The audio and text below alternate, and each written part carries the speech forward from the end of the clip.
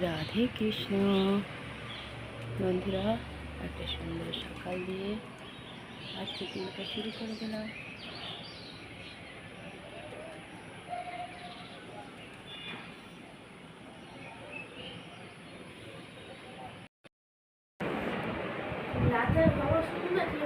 কি বলো?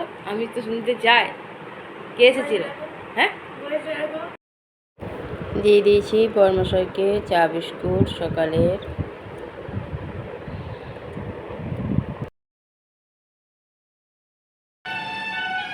কালকে দিয়ে দিয়েছি ডালমুড়ি, সবজি দিয়ে ডাল বানিয়েছি, পেঁপে গাজর আম সব দিয়ে। আর ডালমুড়ির মধ্যে ওপর দিয়ে একটু সেও ছড়িয়ে দিয়েছি। কালকে পায়েস ছিল, সেই একটু দিয়ে দিয়েছি। বর্মশাই কাজ করছে, করে নিই, তারপর দেবো। বর্মশাইকে দিয়ে দিলাম ডালমুড়ি, সবজি দিয়ে ডালমুড়ি আর পায়েস।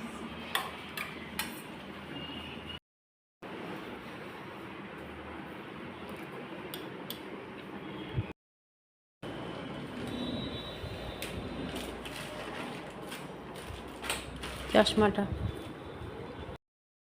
হ্যাঁ, তো ঠিক তো, সব ব্রাহ্মণগুলো ঘরেই তো বেল গাছগুলো আছে। বাইরে মানুষ রাখতে পারবে না তো।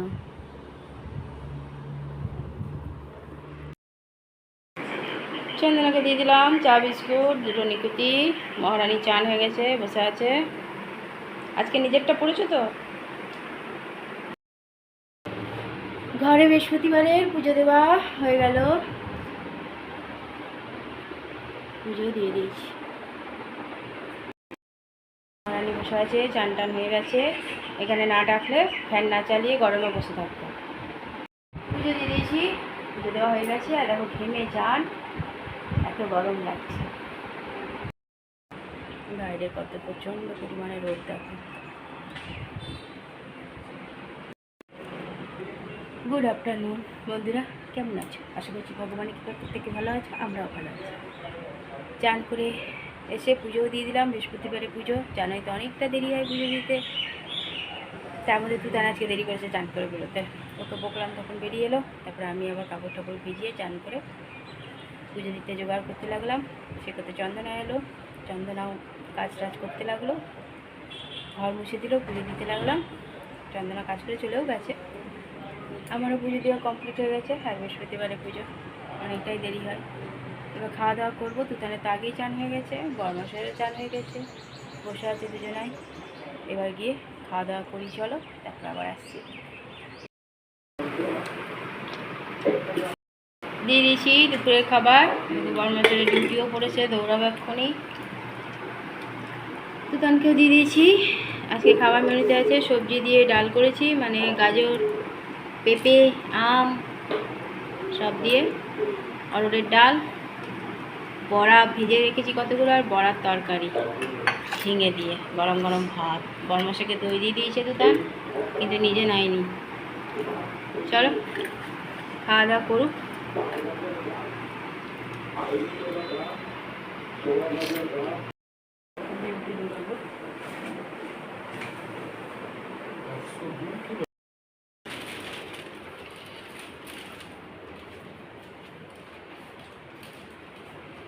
খেয়ে উঠেই দৌড়ালো ডিউটি। না,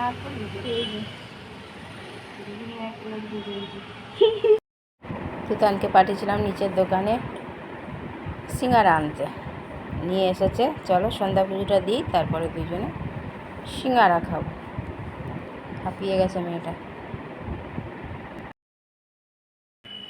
ঘরে পুজো দিয়ে দিলাম, সন্ধ্যা পুজো দেওয়া হয়ে গেছে।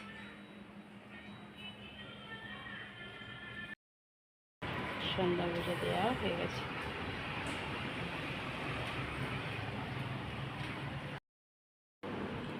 তো তা নিয়ে এলো, দুজনে মিলে খাওয়া শুরু করেছি। অনেক দিন পর খাচ্ছে সিঙ্গারা।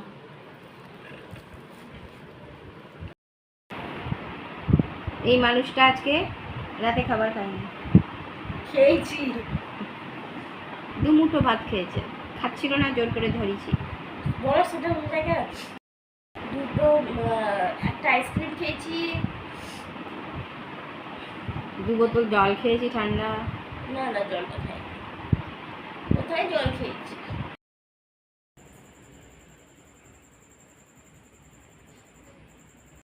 রাতে তা রান্না করিনি, একটু ভাত ছিল ওটাই তুতান আর আমি খেয়ে নিয়েছি। তরকারি রাখা আছে, যদি বরমাস এসে খায় তো রুটি করে দেবো। যদি বা বরমাসাই বলেছে খাবে না, তাই আর রুটি করিনি। গ্যাসে তো রান্নাই হয়নি, যেমন কার তেমনি রাখাই আছে।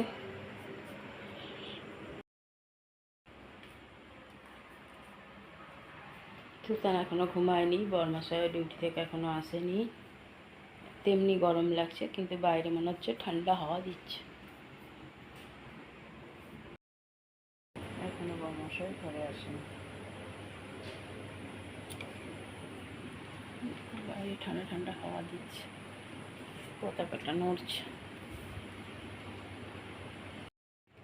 বন্ধুরা, রাতের খাওয়া দাওয়া তো অনেকক্ষণ আগে কমপ্লিট হয়ে গেছে। রাতে রান্না করিনি, এক ফোঁটা ভাত ছিল, সেটাই তুতান খাবো না বলছিল, জোর করে সেটাই মেখে ডাল গরম করে দেওয়া হয়েছে, ও খেয়েছে। আমিও একটুখানি ছিল, খেয়ে নিয়েছি। ওটাই দুজনে মিলে খেয়ে নিয়েছি। বরমশাই বলে দিয়েছিল রান্না করতে না, আস্তে আস্তে 2টো বেজে যাবে, সেই জন্য রাতে রান্না করিনি। এলে বারে যদি খাই তো দেখা যাবে।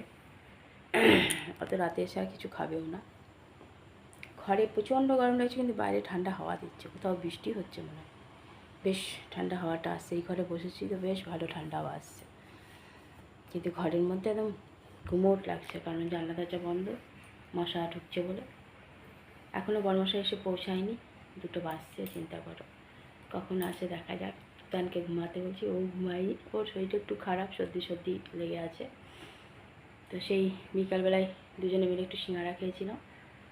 ও সেই বলল শুনি রাতে আর খাবো না, তা আমি আর জোর করিনি, রুটি করিনি, একটু ভাত ছিল অল্প একটু, গরম ডাল করে মেখে দিলাম, সেই খেয়ে নিয়েছি।